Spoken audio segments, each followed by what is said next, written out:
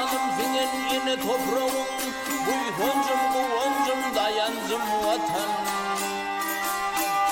Men hem pulağımda birce yaprağım, hormatım sıylağım söyüncüm vatan.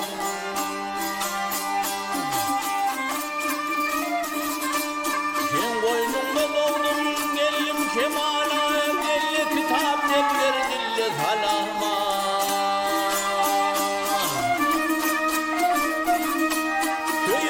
Hem tevhid ettim bu hala, behinim hüvüdüm ahladım vatan.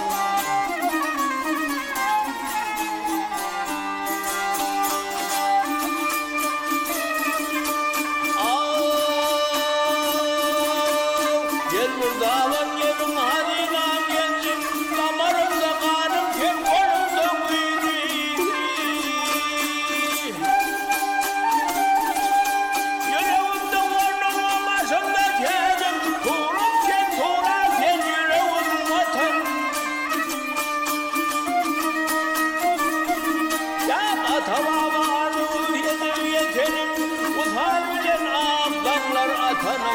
Utan bilen ağdanlar atanım.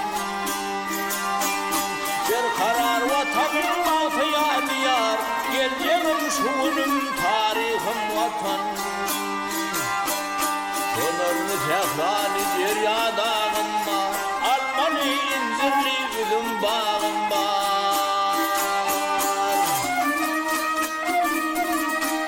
Arkamda kahraman arkadağım var, namusum mertebem ağrarım vatan.